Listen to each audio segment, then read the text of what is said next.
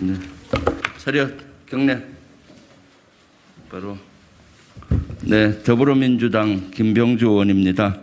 오늘 김도균 장군 22대 총선 출마 기자회견을 하겠습니다. 먼저 오늘 참석하신 분을 소개해드리겠습니다. 김도균 장군 응원하기 위해서 윤건영 의원님 참석하셨습니다. 이군 작전 사령관을 하셨던 황인건 육군 예비역대장님 참석하셨습니다. 부승찬 전 국방부 대변인님 참석하셨습니다. 김도균 오늘의 주인공 김도균 장군님 참석하셨습니다. 제가 김도균 장군의 양력에 대해서 잠깐 소개를 하겠습니다.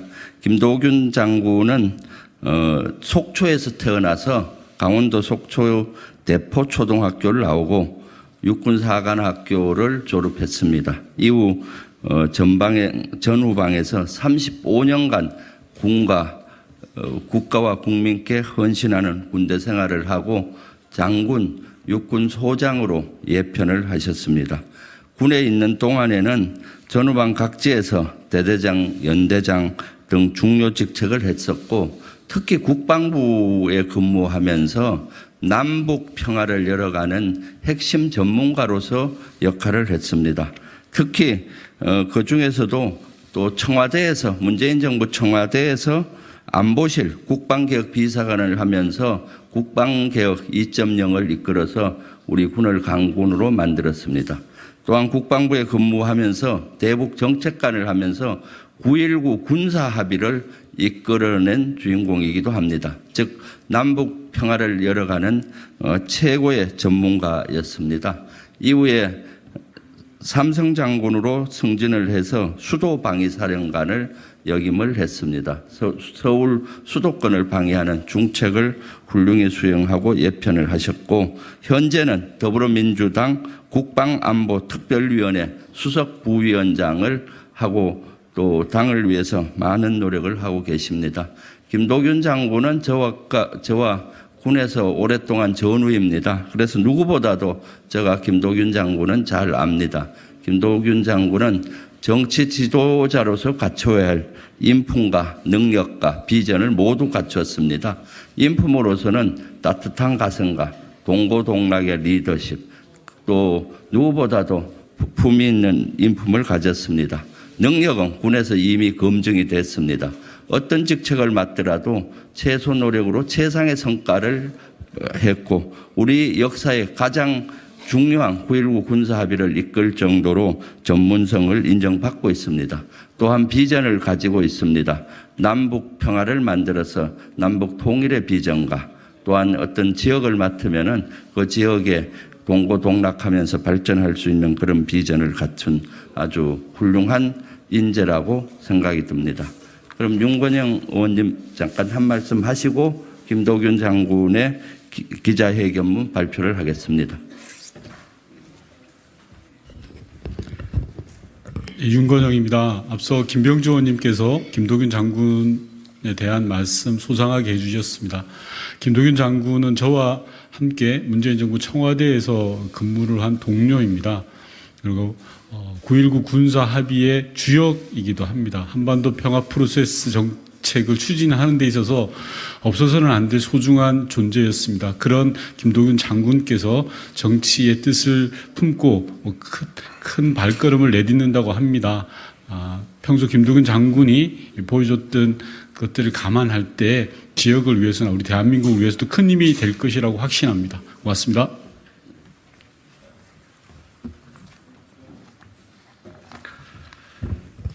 예, 안녕하십니까. 제35대 수도방위 사령관과 남북 장성급 군사회담 수석대표를 역임한 김도균 예비역 중장입니다. 다시 한번 인사드리겠습니다.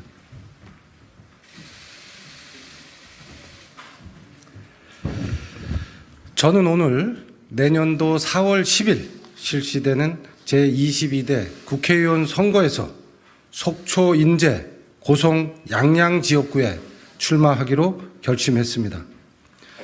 윤석열 정부가 출범한 이후 지난 1년 반 동안 보여준 국가 경영 실태는 전 분야에 걸쳐 도를 넘어서는 위험한 수준으로 접어들고 있습니다.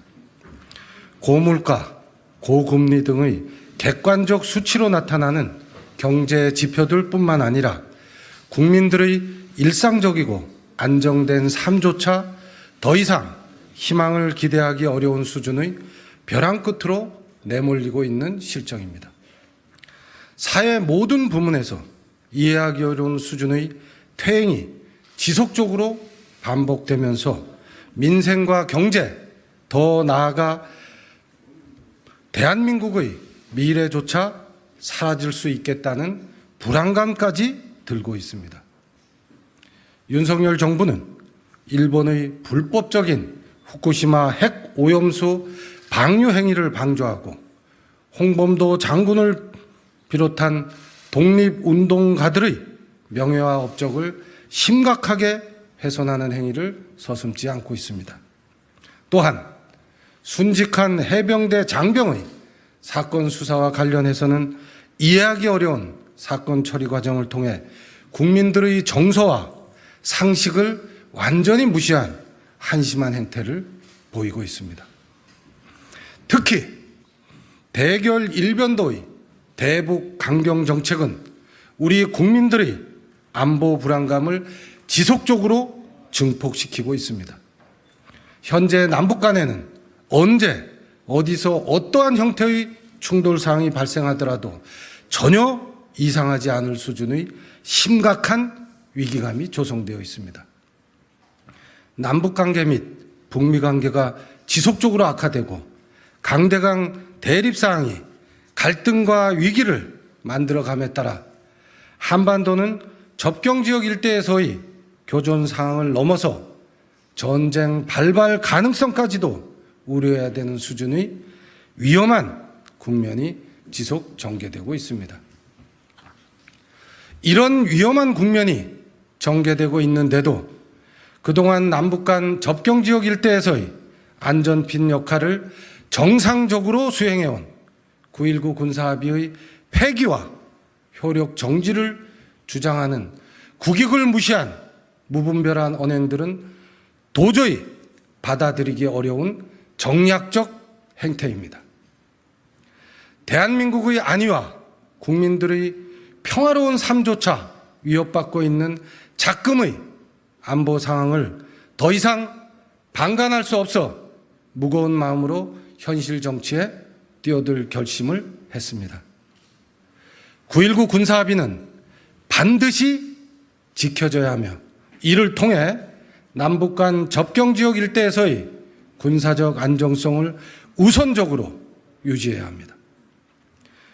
그동안 대북 및 안보 전문가로서 국가와 국민을 위해 헌신하면서 축적한 경험과 노하우를 바탕으로 다시 한번 대한민국의 평화를 지키고 평화를 만드는 데 앞장서겠습니다. 한반도의 지속 가능한 평화 상태를 유지하기 위한 노력은 어렵고 힘든 과정입니다. 하지만 이 노력은 우리 다음 세대에게 미래의 문을 열도록 하는 절박한 과제이며 절대 포기해서는 안 되는 절대 과업입니다. 6.25 전쟁의 실향민 2세대로서 평화의 가치가 얼마나 소중한지를 온몸으로 체득한 사람으로서 더 이상 이 땅에 6.25 전쟁과 같은 참혹한 과거는 결코 반복되어서는 안 됩니다. 특히 제가 태어나 자란 속초, 인제, 고성, 양양, 설악권의 지역적 환경은 남북 간 접경 지역과 6.25 전쟁 수복지구의 역사가 지난 70년 동안 주민들의 삶의 중심에 있었던 그런 지역이기 때문에 평화를 만드는 노력이 그 어느 지역보다도 절실합니다.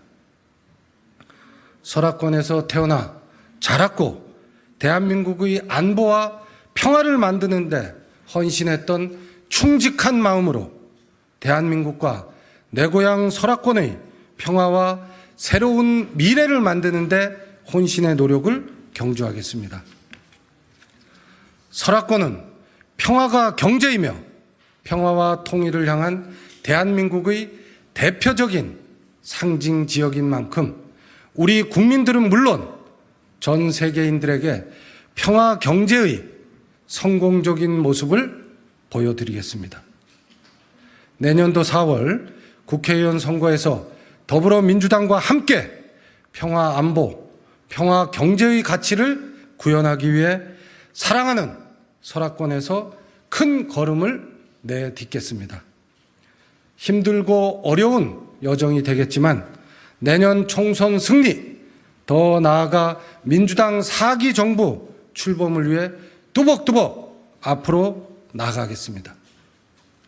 저는 국민 여러분의 응원과 지지를 믿고 다음 세대에게 떳떳하고 당당한 정치인이 되도록 노력하겠습니다. 대한민국의 더 나은 미래와 국민들의 행복한 삶을 위해 국민을 섬기는 책임 정치를 구현하는 데 최선을 다하겠습니다. 감사합니다.